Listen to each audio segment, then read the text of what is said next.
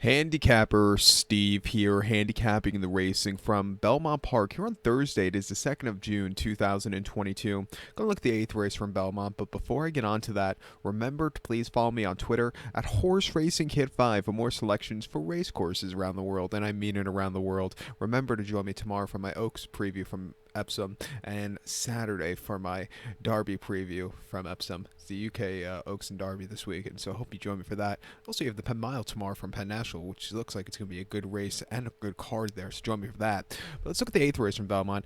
We are getting some rain right now, and also throughout the night here in New York City, off and on. So hopefully the rain will settle a little bit, so we can run this race on turf. I'm confident they can run this race on turf, because if they don't, it's going to be really bad, because it's not going to be a very good dirt race. The eighth race from Belmont. It's an allowance optional claimer purse, $96,000, race for 3-year-olds and upwards. Never won 15,000 three times of the main claim starter or Staper allowance race, which never won 4 races. We have an optional claim price of 80,000 here. We have 8 horses heading to the turf course. The distance of ground here of about 2,000 meters, or the distance of ground of about 1 mile and 1/4 on the Belmont Inner Turf Course. 2,000 meters, about 1 mile and 1/4. The rails are at 35 feet, so just keep that in mind. My top selection here, I'm going to take a shot with the 3-horse Baker's Bay. Let's go 3-4-5-1 in the superfecta. 3-4-5-1 super. Top selection of the 3-horse Baker's Bay. This 6-year-old gelding by More Than Ready. Shug McGahee trains this one. Flavian Pratt, who's absolutely killing New York, gets the mount. The horse's most recent outing came the 2nd of April at Gulfstream Park. About 1.5 miles on the turf course in the Grade 2 Pan American Stakes. And the horse finished 5th by 10 1/4 lengths that day. He was just very wide throughout and never had the good turn of foot. Gufo really ran his heart out. Avon ran a very good second. This horse just wasn't showing up. Coming here, I would like Flavian to be a little bit more aggressive, sitting closer. These inner turf course races at Belmont tend to be more towards front-running styles, and with the rails out, and if there's going to be a little moisture in it, it's going to really hold up to speed. I think Flavian should go to the front end, and I think that would be the horse's best shot. They haven't been very aggressive with him recently. 2 back in the McKnight handicap at Gulfstream, about 1.5 miles on the 29th of January. He finished 6th by 5 1/4 lengths that day, and he just was flat that day. He never had the good turn of foot. The McKnight just really came up tough this year.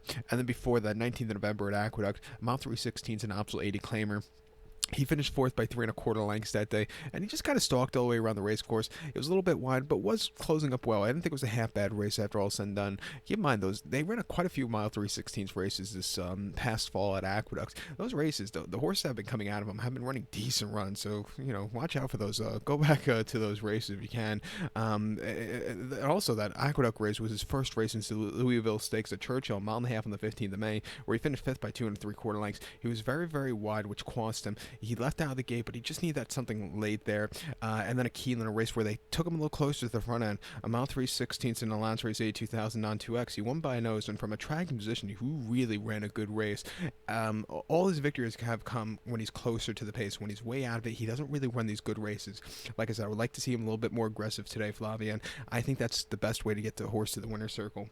I think the 4-horse Flop Shot's your second likeliest winner. Chad Brown trains this one. Manny Franco gets the mount.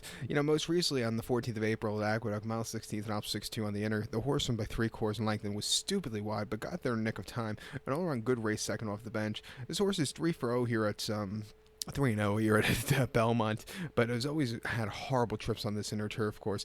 Coming here a little bit closer, again, at 7-2, I think this horse could really run a good race. And also, the 5-horse, Doswell, he ran a horrible race in the Pegasus World Cup, but starting off the season here in a lighter spot, I think he's in a better spot to win.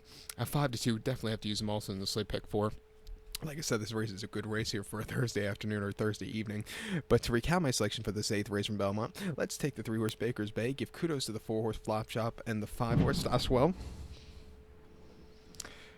3-4-5-1 super, 3-4-5-1 super, 3-4-5 in your multi-race.